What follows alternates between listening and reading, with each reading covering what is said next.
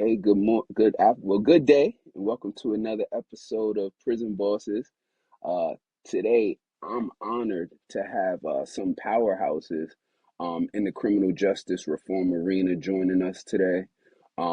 It's a true honor. I think that the listeners, I think you guys are going to really be inspired by these brothers' story, because we're not just talking about a reality that too many people never see until it's too late. But our guests today, the Horton brothers, based out of Philadelphia, are a powerful example of what can happen when the system gets it wrong. Wrongfully convicted, they lost years out of their lives, time that can never be replaced, time away from family, time away from opportunity, time away from spent fighting to prove their innocence in a system that, as we all know, too often moves too slow when correcting its wrongs. Even many times don't even want to take credit for taking for its wrongs. But their story isn't just about an injustice. It really comes down to resilience. It's about what it means to hold on to hope when everything around you is designed to break you, as we know every time we're sitting behind those prison walls. It's about standing firm on your truth, even when your voice feels unheard.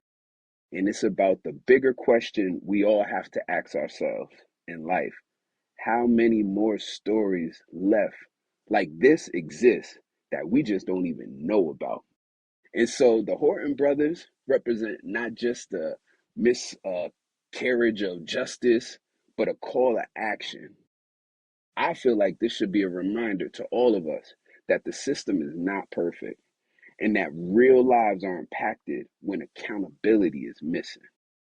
Their story challenges us all to think a little differently, to lead a little differently, and to build a future where justice truly means justice and justice for all.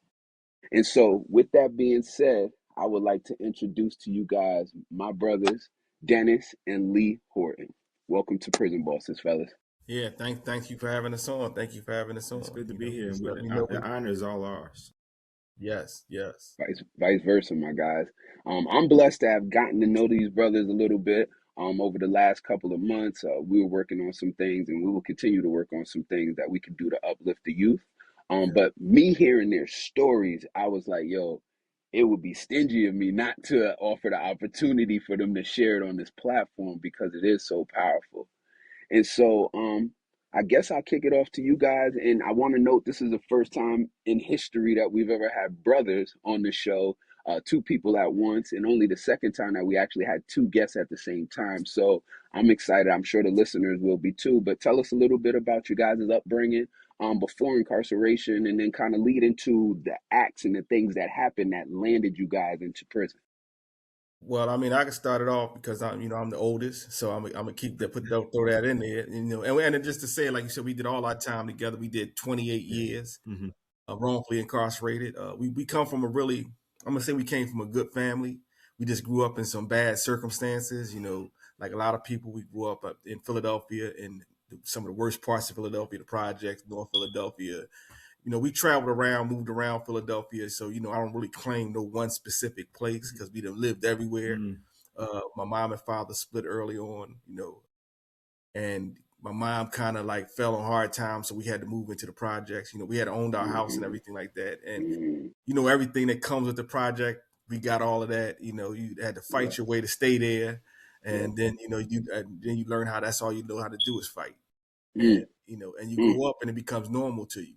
And and that neither my brother nor I are angels, but we had a lot of good influences in our lives, and that would help us later on. We didn't listen when it was when we were supposed to listen back then. We didn't listen to the advice and to all the information that we was getting because we thought we knew it all. Like so many of us do think we know it all, and then we wound up in a situation where we don't know anything. mm. And so that we grew up. I had a great group of friends that was real close, and that that brotherhood is kind of what kind of led us into the prison system because even though I used to run around acting a fool when I was a young kid, I kind of grew up. I found my wife, got married, was having children, and I kind of moved away from it. But I never let go of those contacts. And Mm. like they say, birds of a feather flock together. That's So a when you're fact. around people that's doing wrong stuff, and you're around people that's robbing, stealing, doing all this stuff, you're gonna get tarred with that same brush, so to speak. Like they say, they tar and feather you. They're gonna get tarred with that same brush.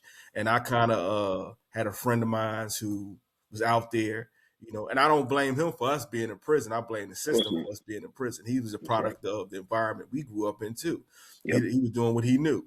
Yep. And I kind of had my little brother tagging along with me one night, and we kind of Mm. hooked up with him, and not knowing that he had already did some things out there in the Mm. streets, and that came to bite us. Whereas though it's like Hurricane Carter in the movie Hurricane Carter. Mm. They picked us all up in the same car, and any three will Mm. do, and we got Any caught three up will in this. do.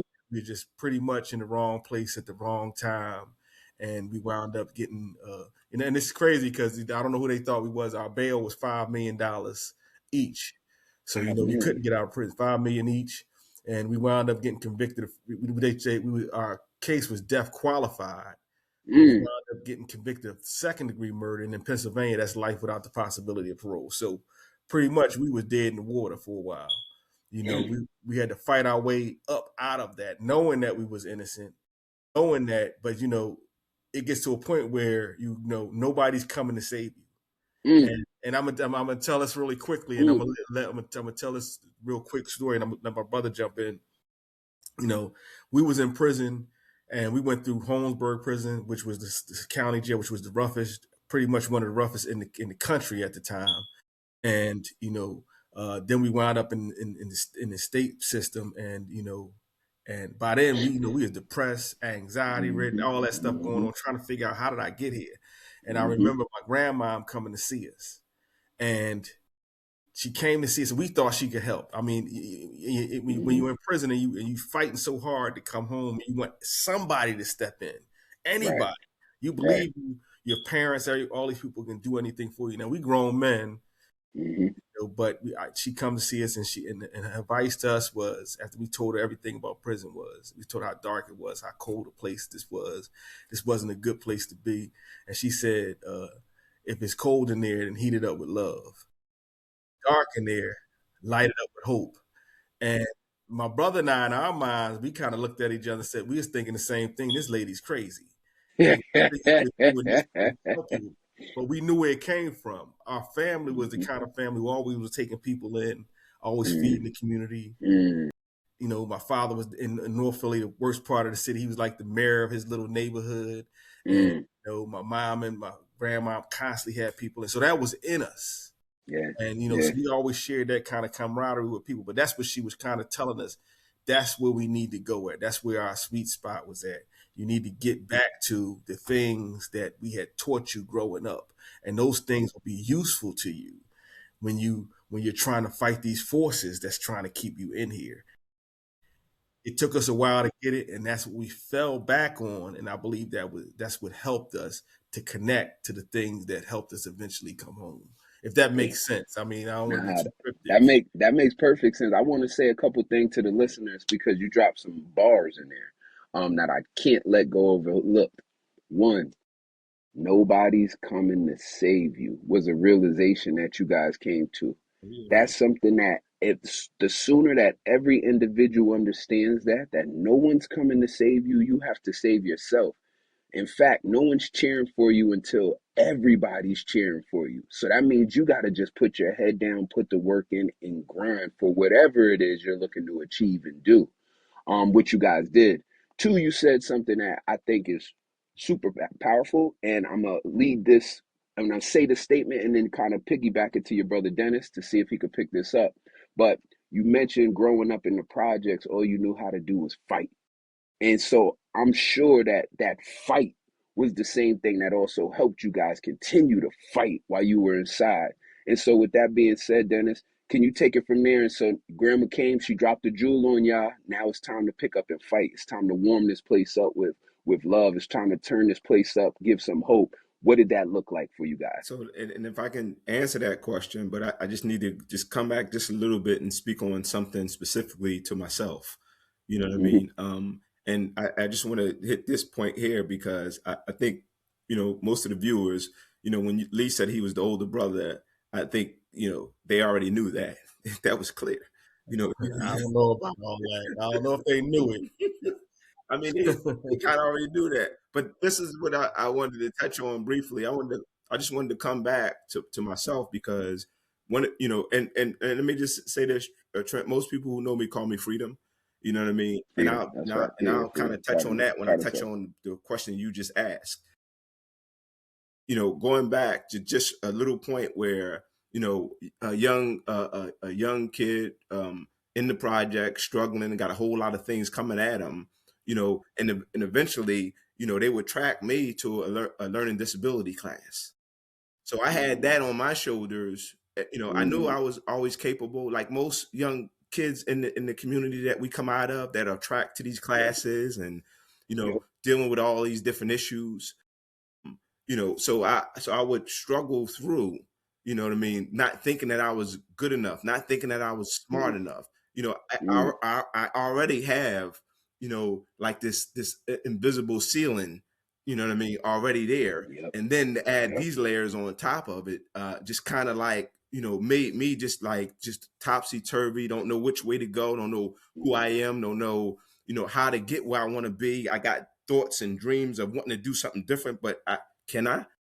Can I? Can you I get there? mean, I don't Right. have any Right. belief in Right. myself. You know what I mean? Right. Why should I believe I can Yep. do it? They tell me I'm not smart enough. You know, Yep. they tell me I'm not capable. So this was kind of like my thinking. So then eventually, like my brother said, he told a little bit about the story. Now we're in prison. And your question is, after my grandmother, states that, states what she states, you know, so where did we go from there? So when I got to prison, I was a young 23-year-old just starting my life out. I felt like I had my whole life ahead of me. I felt like I was in a place where I was starting to do good, have great traction with my Mm-hmm. life. You know what I mean? I was engaged to be married. I just felt, I felt like every day, you know what I mean, to me at that age was a spring blue sky day. Now, here I am thrust in this prison, you know what I mean? Mm-hmm. Mm-hmm. You know, that first of all, my brother and I, we never been in lockup, never been in the system, never been in that kind of situation. And here we are, sentenced to life, our lives Mm-hmm. just taken away. You know what I mean? And we're not, and my brother, one of the things he said, yeah, we were sentenced to life, but we also were sentenced to, I believe, like 25 to like 80 or something like that on top of that.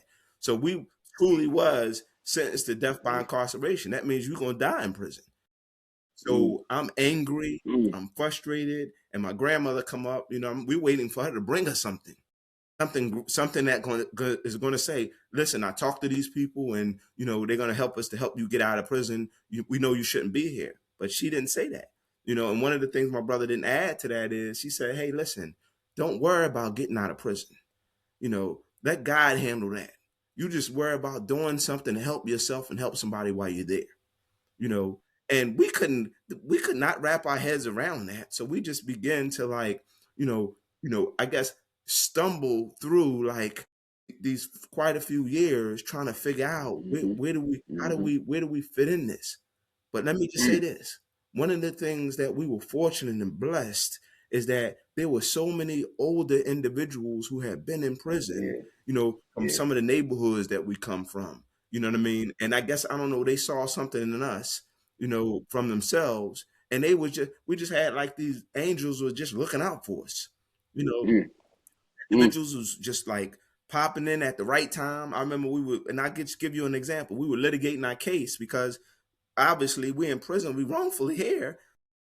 So some lawyers must have did something wrong in order to, for us to wound up here. So we began to take on our own case. So what did that mean? That means we had to get in the law library every single day, learn this law, Every day. this law, in order to be Talk it. able to, to litigate our own case. Talk that. So we begin to represent ourselves, and in the midst of all that, our typewriter broke down. We had due dates, and anybody who Mm-hmm. incarcerated know exactly what I'm talking about. And you know, this individual, this big dude, and when I say big dude, this dude was a big dude, and this dude came, knocked on the door. He knocked on the door, knock, knock, knock, and I went to the door, looked, and I said, to my brother, hey, you know, this is big dude out here. Did you know him, or is he coming for you or me? So my brother paired out like, no, I don't know. My brother said, hey, yo, can I help you? What's up? You know, and he was like, hey, you know, we know a mutual friend that said you guys need a typewriter, that your typewriter broke down. And this was, let me just say this was brand new typewriter still in the box. And, you Mm. know, first thing my brother said to him, like, you know, what's going on? I mean, you know, yeah, we need a typewriter, but what's this gonna cost? You Right. Who sent you? know, who said And what's what's this the gonna tax? cost? Yeah. What's the tax? But then he was like, no, don't worry about anything. This, you know, this one is on me. You know, you guys got this. You know, this is just something to help you get back up and get your legal work done. You Mm. know, let me just say this: years later, Mm. as this guy became, you know, he became one of our old heads. He became one of our Right. brothers, one of our big Right. brothers. And we asked him the question like, hey, you know, we called him Seal. We was like, Seal, you know, you came and you brought us a brand new typewriter. This was your brand new typewriter you just got. Why did you give it to us? He said, hey, listen, man. He said, I want to be honest, man. I did a lot of things in my life that I'm not proud of. And I did a lot of things that I wish I could take back, but I can't change those things. You know what I mean? Mm-hmm. Only, he said, I'm just trying to put a feather, you know, on the weight scale to hopefully, Mm. you know, Mm. try to lean it back a little bit, you know, against all the things that I'd done wrong. And that was profound for us. And this will be one of our mentors as we move forward through this thing called prison. Yo, that's super powerful, Freedom. And, I want to say thank you because, like you guys said, you were looking for grandma to bring you something. You didn't at first like what she brought you because it wasn't what you envisioned her bringing. You was envisioning, I'm going to help like this. I got this going on. But in fact, she actually I came got and this gave money for these y'all. lawyers. Right, got the money for the lawyers. I'm talking, we got this appeal. But in fact, she came and gave y'all some jewels and some jewelry that actually helped out on a much larger scale and helping y'all become the men you are Mhm. today, helping other Oh yeah, people and the faith.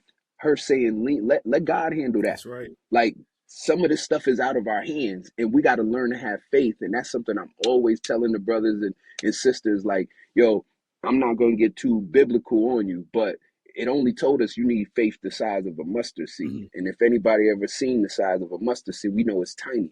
And so you just need a little bit of faith that could get you and help you get through the toughest situations in life. And you guys are a living, breathing example of this. And I like what you said because when we figured it out, that's when we really started.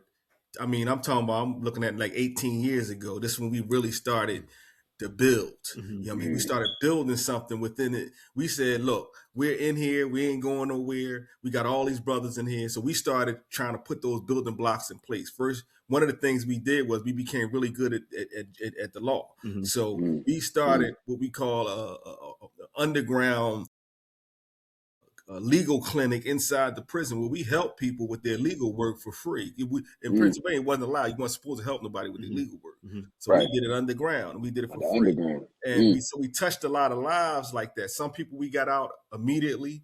Some people who we touched got them started. They would eventually get exonerated later. I can say this, how many people you guys help get out? we helped the whole quite a few. Wow. In fact, you Wow. bring this up just 2 weeks ago, this Friday, a brother just came home who we've been working on this case for 5 years, really 10 because we was working on it before we left Hmm. out. He got exonerated, Hmm. and Oh we had yes. welcomed him home, Yes. and he had did 42 years. This is my Damn. brother. We just took him to get some suits yesterday.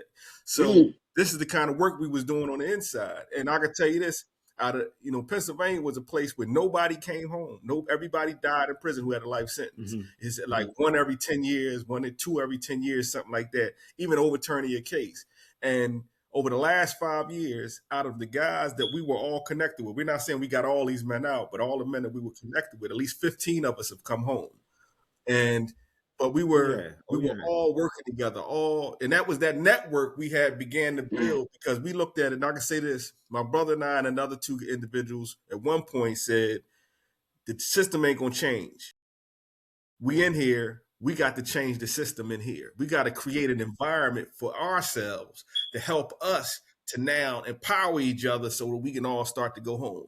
And that must have had some sort of effect, because in the institution we was in, off the block we was on, like I said, at least 15 of us came home, and we developed those relationships with brothers. We started, not to fight. The fight wasn't against each other anymore. That's right. Right. Right. And I can Right. just say this, and I can tell you how we moved. At one point, the institution that we was in started thinking that we was running an institution. Just my brother and I, not because of anything we did, but because we were so connected to everybody. Right. A mentor of ours once said, a mentor of ours who was real heavy hitter in the street at one time, he's passed away now, but really deep into, organized stuff out in the streets. But he was inside, and he kind of latched on to us, and he told us, he said, he said, when you organize, work with everybody.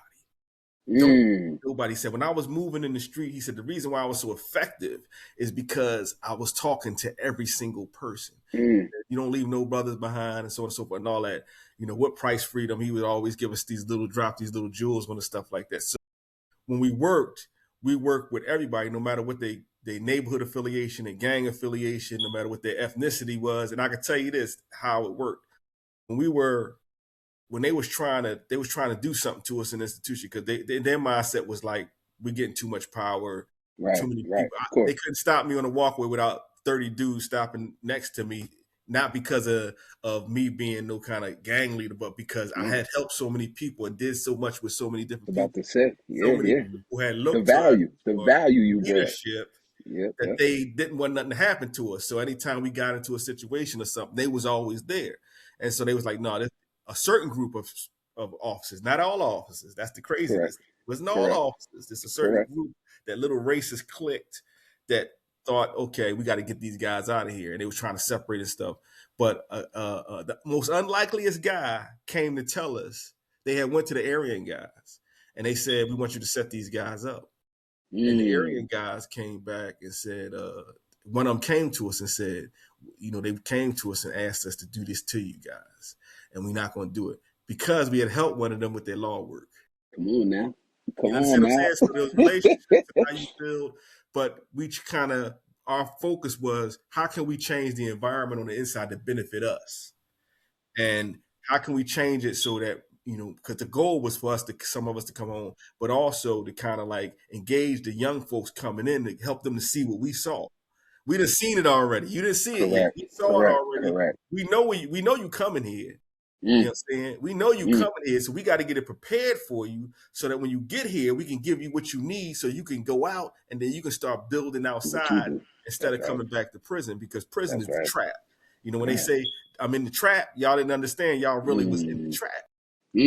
The project is the beginning of the trap. It all goes hand in hand. That's a fact. So now you said a lot of powerful stuff there. I wanted to ask your brother, Freedom, because my question was, so what does that look like when you said you started to change the environment? You touched on it, like when you said, hey, working with everybody, a jewel, especially for our listeners, our young listeners. This is why I always encourage you not to be gang orientated, because then you're listening to somebody else dictate who you can and can't work with. And as these brothers just told you, the rule of thumb is work with everybody when you're making change. And through their story, you see how by them working with everybody, it came back as a protection for them, unbeknownst to them in the moment. And if they were closed off and were only working with certain groups of individuals, they would have got set up. We might not even hear their story today. That's how real it is. And so, Freedom, can you take an even deeper dive into, so now you guys are doing, you're doing law library work, you're helping individuals out. And then what's next to get you guys out of there? 28 years, what got you guys out of there? So first of all, that's a great question. I can answer it this way. One of the things, like my brother said, we became great at the law, but we had to be intentional about, like, okay, no one's going to free us, but we got to free ourselves. But see, freeing ourselves came about through education. Came about through reading, came about through, getting in these classes that they offered, self-improvement. I hear self-improvement in everything that you're saying. That's what it was about. So here's the thing, and this is kind of helps me to lean into how I became Freedom. freedom chose me. I didn't choose freedom. So, through that education, and I just want to give you an example. We begin to take all kinds of vocational, classes like the business cluster they offered. And the business cluster, they offer plethora of things, and we begin to take like, electronics, things like that. We begin to take so many classes that computer aided drafting, everything that they offered, we were taking advantage of, so much so to the principal called my brother over to the education building. And the officer said, "Hey, Horton, the principal want to see you guys." And we're like, "Well, what the principal want to see us for?" So we get over there, and he said, "Hey, Horton, here's the thing. You guys are lifers. You're not going anywhere. So, why you keep signing up for all these educational classes? I'm going to tell you what you need to do and what you're going to do. You're going to stop signing up for any educational classes because we need other people to get in those classes, not you. You guys are not going anywhere. You're lifers, so you don't need this." So we nodded our head like we normally do. And as we left, we were putting another request slip together, because that's what you have to do in order, to communicate throughout the prison. So we put a request slip together and we dropped it right in the box for the next class, because here's the thing: we are in prison, we are on a quest, and our quest is, in order for us to free ourselves, we must educate ourselves, as Malcolm X said, and that was clear. And we would spend days and days and nights reading and just like understanding this complex legal, jargon and law and Latin, just understanding every aspect of it, and just being involved in these, studying for these classes, and just like, but here's the thing: after spending a certain amount of years educating ourselves, only then, do we understand, that, we all in this together. That now we need to be communicating with everybody in the prison. There's no enemies here. We are all in this, no matter what you look like, no matter where you come from, and that kind of same colors. That's how we begin to move. And in moving like that, now that allowed us to begin the process of stepping into what our grandmother said. You know, you know, don't worry about getting out of prison. Help yourself and do something to help somebody. And that is kind of like Lee said, when we begin to really like lean hard into the law, we begin to lean hard into supporting individuals and, making sure that they got their rights protected in the courts, making sure, and let me just say this: a lot of the young guys came to us, and we would do, like Lee said, we would do their legal work for free, but we would do it for free. We would do it for free with conditions.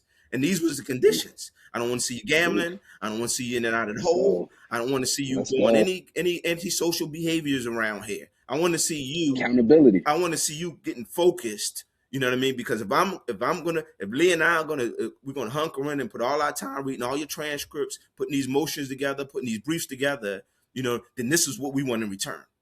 And let me just interject one quick thing, because I want to make sure I make this clear. Every single one of those guys that was lifers, them young brothers that was lifers, that he talking about, they all home now. That's right. All these brothers had life without parole.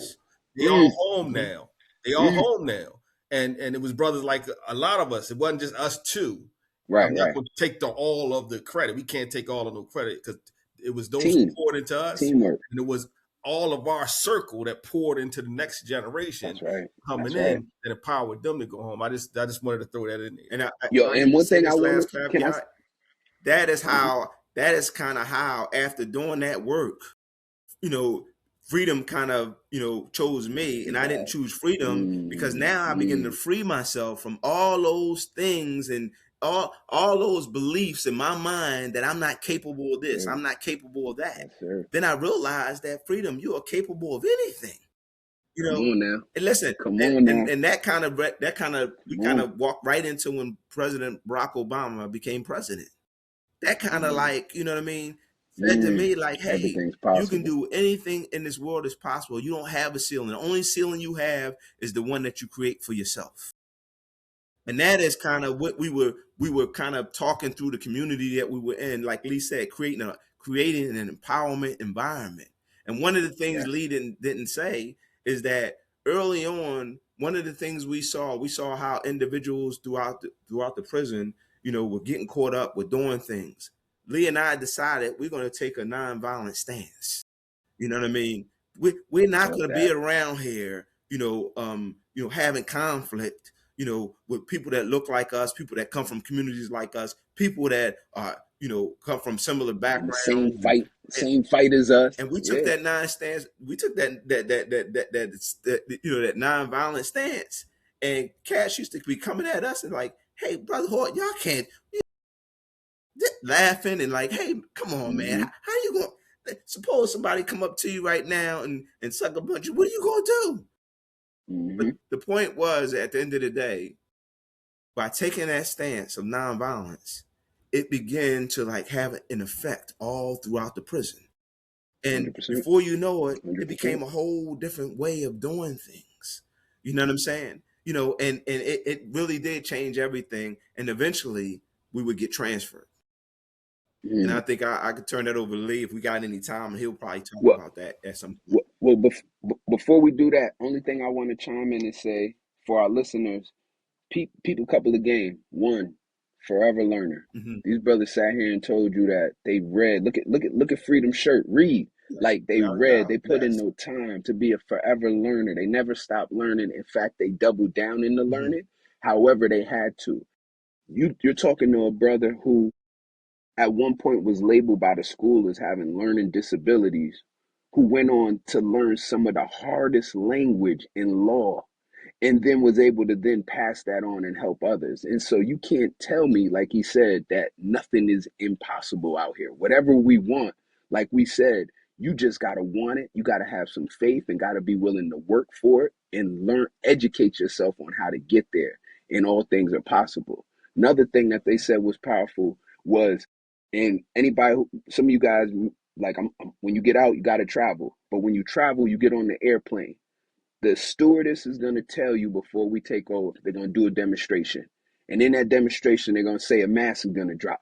And they're going to tell you when that mask drops, if that mask happens to drop, you need to put the mask on yourself first, secure it, and make sure you can breathe before you can help the next person. Right. Right. That's literally what these brothers is telling you that they went on to do. That's something I'm telling you. Every single person that I've seen go on to have success has learned that concept. I have to first better myself through self-improvement, and then I can go on and help others. And so, Freedom, go with it. Trent, I'm just wanted to say this last thing. I didn't do this by myself. This is what I want to be Of course not. clear. Of course While not. I was in prison, yeah, I had all these thoughts of wanting to advance myself. But here's the thing: a lot of these things I didn't have. Let me just say this: I signed up for this one class, this computer-aided drafting class. It was a lot of complex, advanced level math. You know what I mean? Mm, Trigonometry, mm, calculus, mm, and here I am coming out of a public school system in Philadelphia, mm. and hey, I don't even know how to do algebra. So now, Right. but Talk to me. see, this is what I did. I had an individual that was an engineer that was on death row at one time, a Mm, lifer mm, on my block, and I told him, "Hey, listen, I need a tutor." And I was not shamed. I went to him. He tutored me, and guess what? You know what I mean? I passed the through it. class in flying colors. Got through it. This is how That's I it. began my track upward, by accessing all these men around me that are, Yeah. quite frankly, geniuses. You know what I mean? And they tutored me to help me to get better. So I just wanted Talk to it. share that. No, and that's an important piece. And the reason it's really important, like I tell people, a wise king or queen seeks counsel. You should never make a decision without seeking counsel from individuals who have done it and are proven. You never take advice from the Right. individual who hasn't done it. You take the advice from the person who's done it. That person can help you navigate and get to your end game with avoiding all of the pitfalls that they had to go through to get there. Right. And so a wise king seeks counsel. Find your counsel, put together your counsel team, and seek advice from them from the things that are in alignment with what you're trying to do. And so now, Lee, you guys have been putting in the work. You're doing all of these amazing things. You're helping brothers come home. How do you get yourself home? Well, and that's the thing, right? Uh, Doing all that work is what got us home. We fought our case for years and years and years, and we Mm, was able to help some people get out. while we were in prison, help some people get their appeals back, all that type stuff. But we wasn't able to help ourselves. We became really good at it. But at some point, my brother and I even got to the point where we might not never get out of prison. But what we can do is we can have an impact here. Maybe this was our purpose. Maybe this what God meant us to be. He meant us to be here so that we can kind of impact. Because we was having a great impact on a lot of people. I know. So, like he said, we get transferred, and I fought the transfer. He wanted to, he was like, we don't need to fight. We need to get out of here because they're gonna send us in two different directions. So my mom, who's no longer with us, she made that happen. She made something happen that is almost impossible. Two brothers. Number one, we stayed together all 18 years in the first institution. Same cell, 18 years. That's and crazy. Then when we moved, they usually don't ship you at the same time. They don't usually ship you the same place, not two brothers. We wound up going the same place again and winding up in the same cell again. So we continued our experiment. I'm going to call it our experiment because we was trying to change the system from the inside. We looked at it like this. We're powerful people. We don't have to wait for nobody to do nothing for us. We want the system to change. Let's change it. That's right. We change it right in here by doing the opposite of what they think you're going to do. They give you carte blanche to do the crazy stuff, and you keep doing it, and they keep you trapped. But when you change that up and you begin to work together, that's when you become the powerhouse. And that's what we did. When we hit this next institution, we was intentional about figuring out how to work with everybody in the institution that's already doing stuff. And then once we learned all of that, we began to build from there. And we started doing all the workshops. We started doing every workshop they had. Started doing lectures on the blocks. They allowed us to do that. At some point, we had got involved with they call it Inside Out program, where they have all the colleges come in. So now we're dealing with all the colleges coming in. Then we start doing orientation. Then we convinced these people. I don't know how we talked them into it. They started letting us shoot a movie in the prison. We started doing plays in the prison. Let's go. Yeah. We was really prospering, and we kept a group of individuals with us so that they can see that you can be anything, and it don't matter where you're at. You can create the circumstances for you to thrive. We always say, grow where you're planted. That's right. Right. Come on, man. And that's what we were doing. We were growing where we were planted. But what happened was, and I'm always say this, when we was fighting against everything, we got nowhere. Because I didn't accept support. I didn't accept nothing from nobody. I'd be like, I can do this myself. I don't need nobody. And I was kind of neighborhood oriented in the first few years of my sentence. Like, Philadelphia is a city of neighborhoods. And you can get caught up on, I'm from North Philly, and don't mess with nobody from anywhere else. But when our mentor said work with everybody, I kind of let that go, and I began to work with everybody and hit all the support from the different angles started coming at us. And what we didn't say was when we was in the other institution and that group of guards was coming at us, it wasn't just the areas. It was a brother from the whole came out, said they came to me and said they want me to set you up. I said I'm not going to do it. It was the officers coming to us saying like I respect you brothers. I'm not going. They want to get rid of you. They out in the bar talking about you outside the jail. Y'all got to get out of there. You know what I'm saying? So that's how we got. But now we're in this other institution. It was a staff member who comes to us and say, "Why y'all in jail? Why y'all in prison?"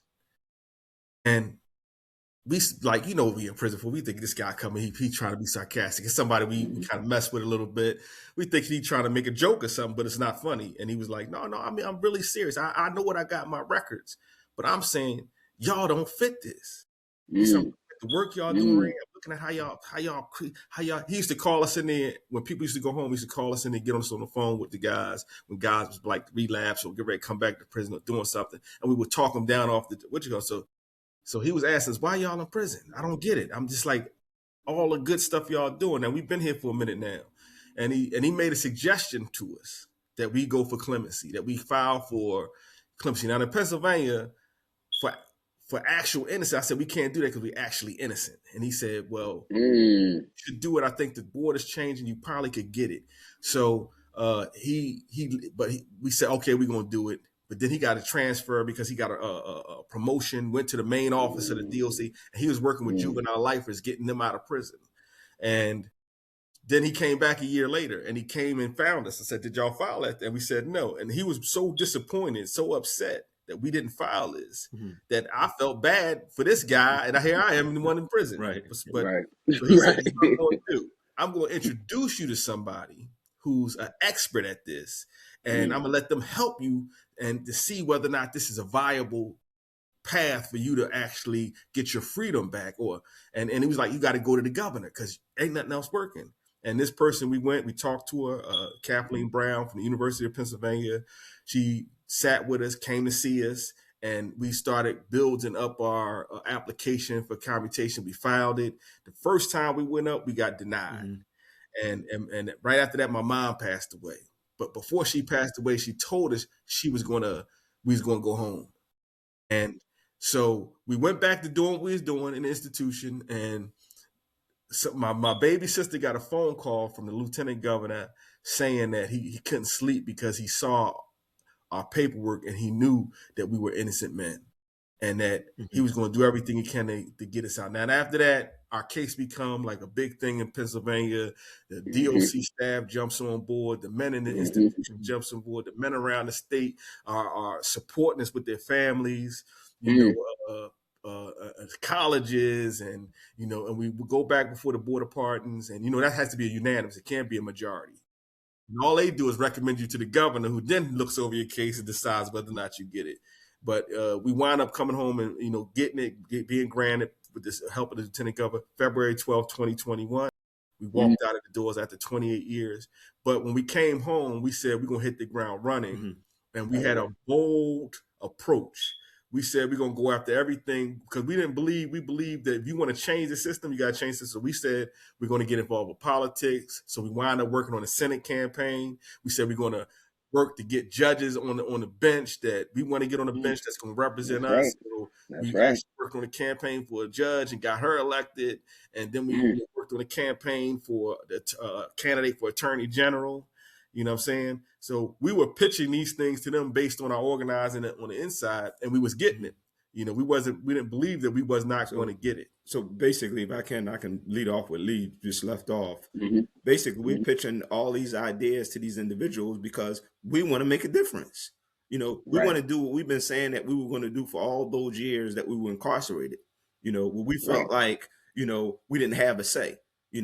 We wanted to make sure that we were involved at every step of the way. And here's the thing. It ain't just Lee and myself. We got all these lifers that by this time, that have poured out of all these institutions across the state of Pennsylvania, and a great many of us come from Philadelphia.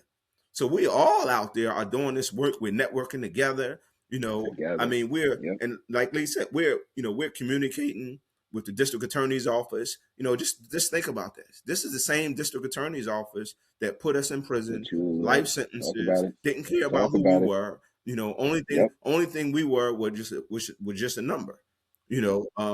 And we started working with the district attorney's office. We started working with judges. And we're still working with judges to this day to work with some of the most problematic individuals to help them see something better for their lives. These are the things that we started getting involved in, and I'll turn it back over to Lee, and you can go ahead and take it from there. Well, Freedom, real quick. How long was it from, and so I always tell people and our listeners, things change in an instant. One moment you up, the next moment you down, the next moment you up again. One moment you got money, the next minute you got no money, the next minute you got money again. So, but oftentimes no one sees all of the work that's taking place behind closed doors to make those changes happen. So on the outside in, it looks like it was a fast change. How quick did it change from when that attorney general said, I can't sleep and I'm going to do everything to help fight you, to get you guys out, to you guys actually getting out? How long was that period about? So let me just say this. This was this was the lieutenant governor, by the way, when the lieutenant governor got in touch with my baby sister, which she's not a baby, but she's my younger sister. It took us from that point, probably, I think Lee, a 6 to 8 month period. And then we were granted, because that we was already in that fight already. So we just filed for reconsideration. They reconsidered our case. And then we went back before them and we did a whole round of interviews, and then they would grant us. And that's my point. In that 6 to 8 months, I know went quick. It came quick. It was fast, but it was really 20 odd years of work that just happened to then when the light shined on everything, it moved quickly. And that's what I always try to tell people. You got to be preparing for what's next right now, because when the opportunity comes, either you're going to be ready and you'll be able to ride that wave, or you're going to miss out on that opportunity because it happens so quickly. And so I love that you said that. Now, I'm not sure if Lee is frozen. It looks like he might be a little froze right now. I'm still here. Can y'all But if hear me? he's not, he could chime in and tell us a little bit about the work you guys are doing now. If he is frozen, though, Freedom, do you mind telling us now? So, what is the work that you guys have gotten involved with since you've been home, and some of the things you're doing outside of just the things in the legal system? No, thanks for that, Can you hear question, me? Trent. Can you hear me? So I can see you one guys. of the programs that when we were on the inside, we got involved in the Certified Peer Support Specialist program, which is like a mental health program because of all the individuals. They at one point in time, and most of your viewers may know, they were closing down a lot of mental health hospitals. So a lot of these folks that were finding themselves on the street homeless, they were being diverted to our prisons. And so this was, so basically in Pennsylvania, the Justice Department sued our Pennsylvania DOC because we had nothing, in place for these individuals. And, eventually the Certified Peer Support Specialist program would be the first of its kind in the prison setting. So Lee and I, one of the staff members would come to us and say, "Hey, listen, I think you guys will make great certified peer support specialists. I think you would do great in this program." And this was experimental because it never been in a prison up until that point. So we went through this program, and let me just say this was really life changing for us. Because while we were in prison, we struggled with anxiety, we struggled with depression, we struggled with all those things that come with living in that kind of environment, especially under the extreme weight that we were under, a life sentence plus all these years on top of it, which was death by incarceration. So, but during that training, that certified peer support training, you had to write a wellness recovery action plan for yourself. And that is basically a way for us to be able to manage our lives through that compassion fatigue, working with all these individuals, hearing their stories and, and helping them, to overcome all their challenges. But at some point that can begin to weigh on us. So we had to do a wellness recovery action plan for ourselves. And let me just say this, when we did that, and that's kind of what we didn't talk about, because that happened probably at this time, we were maybe about 18 years in at that time.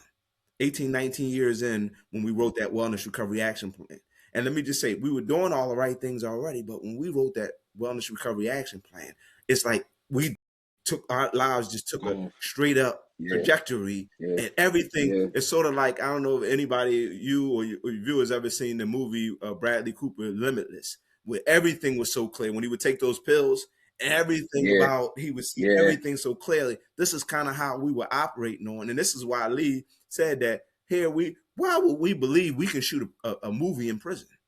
I'm just trying to give a picture to you and your viewers that everything became so crystal clear that there was no limits to where we can go, and so when we came home, because of all the work we did while we was on the inside, and let me just say this last part also, we became, not only did we write a wellness recovery action plan for ourselves, because we started applying it in ways that it started impacting our lives, and the people around us could see that, particularly like the administration.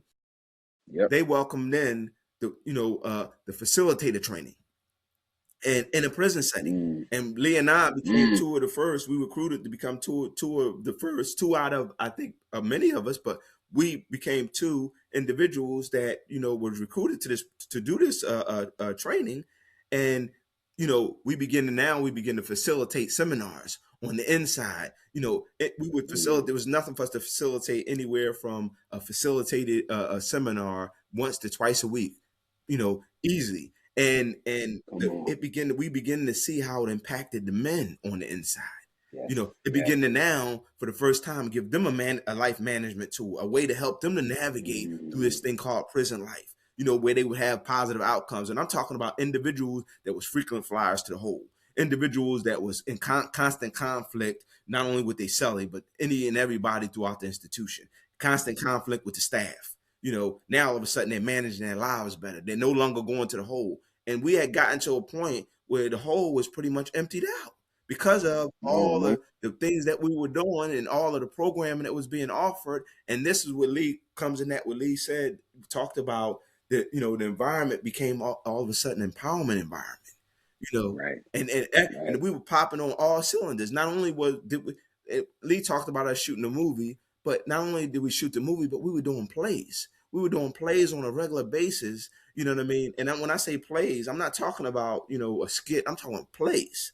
Real Where place. Yeah. we would invite college professors, their students. We were Right. inviting the community in, and we were creating this environment. We were Mm. inviting Mm. people from the governor's office, people from the mayor's office, Mm. people from victims advocates. We wanted everybody involved. You know what I mean? Because You see. this truly takes a community. You know what I mean? In order to move men forward and women forward out of prisons. You know what I mean? For them Agreed. to see something better for themselves, for them to understand, how did I Agreed. get here and how do I need to move forward in order for me to go back into society and be successful? So so Right. eventually with all these skill sets, we came home.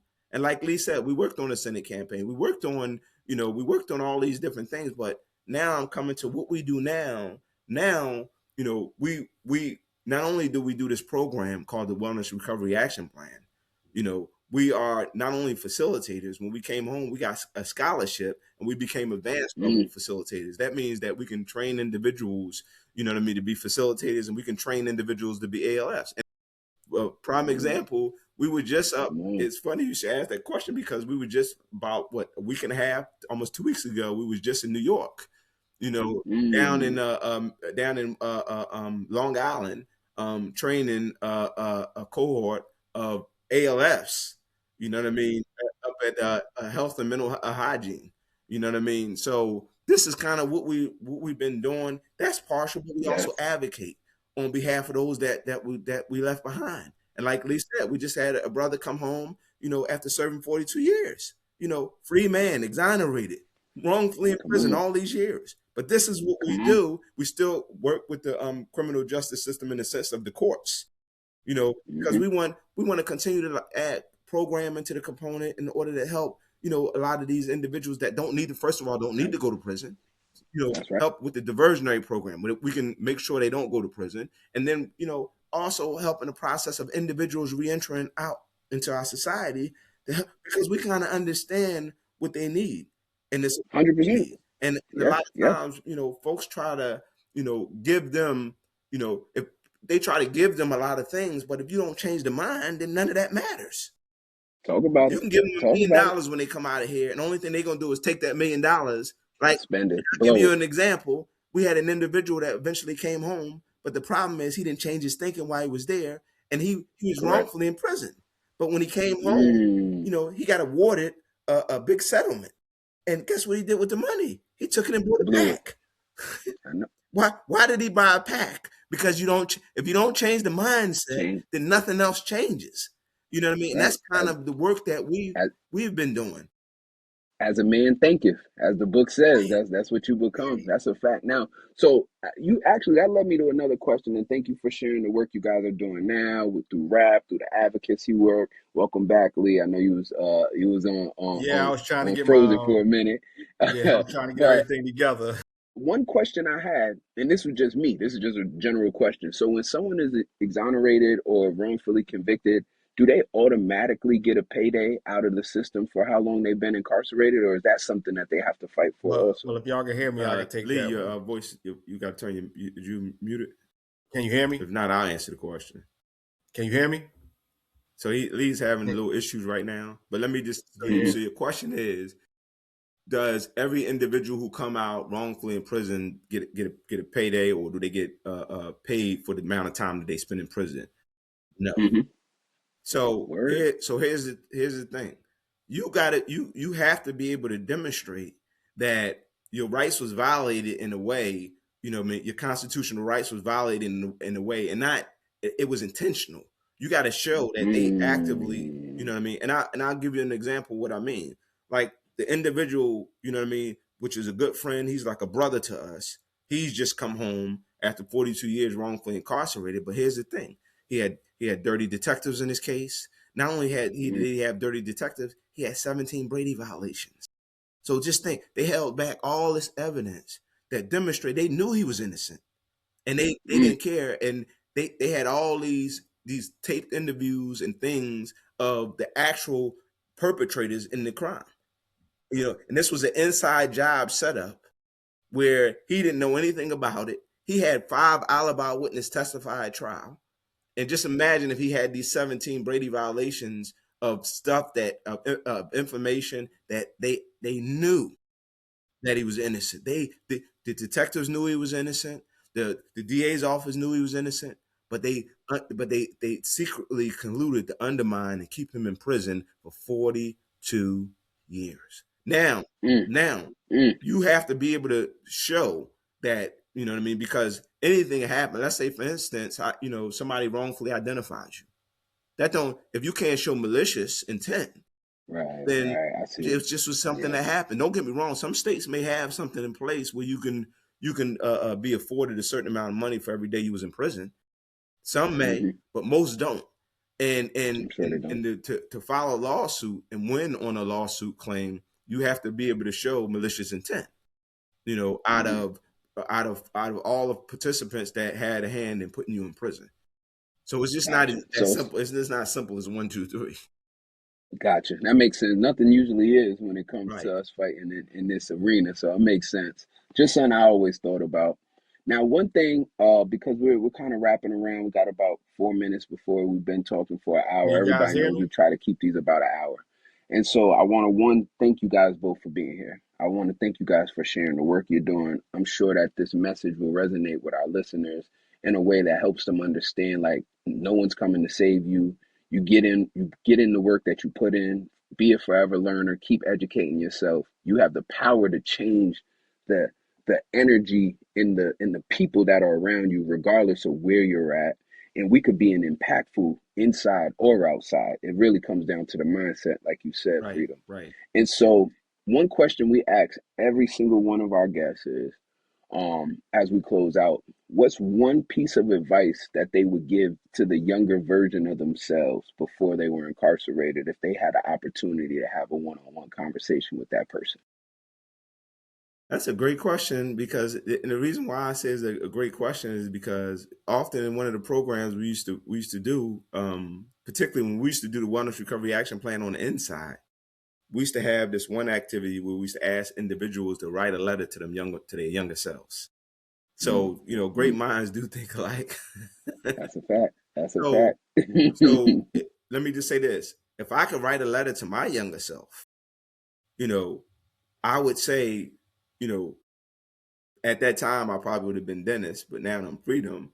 I would have said, Dennis, stay the course of education. Don't let it. Don't be distracted by all the big shiny things right now. Because once you got it, if you hunker down and you get that education, they can't. They really can never take that away from you. And education give you the knowledge to be able to see everything that's coming at you. Make great decisions in your life. Whatever you want to be, you still need a great education in order to achieve that. If you Okay. Let me just say this: if you go and you ask Nas and you ask, what I mean, you ask all those great rappers, you know what I mean, if you can go back and ask like the late Biggie and the late Tupac and brothers like that, I guarantee you, education was pivotal in them being able to become great.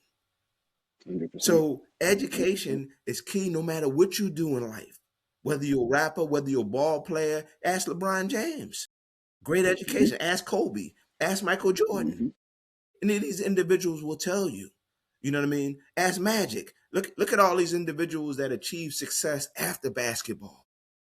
You, Okay. you understand what I'm saying? It really is Yep. truly comes back to the fundamentals. Education, education, education. Of that. Leah, are you able to tap in? Can you hear me? We still can't hear you. I don't know what's going on. Oh, all right. So he put it in the chat. There we go. Lee said, be the CEO of your life. Mhm. Write your own story. Create your own path. Get out of the trap. Accept your good fortune. I couldn't agree more. Be the CEO of your life. Write your own story. Yo, and it's so true because each and every one of us has the opportunity to do just that. And so, as we close off another episode of Prison Bosses, I want to again thank the Horton brothers for the work they've done, the work they do, for the lives they've affected, and the lives they will continue to affect. These brothers travel all over the country doing all sorts of trainings, from military based trainings to reentry, recovery work. They're touching lives across a spectrum of sectors. These are two brothers who shouldn't be home. If you look at the statistics, Mm-hmm. they should not be home right now. They are playing with the house money every Better single believe day. it. But they wrote their own destiny by never giving up, by continuing to have faith. Grandma came up there and gave them the best gift they could have ever got when she came and shared that what she shared with them.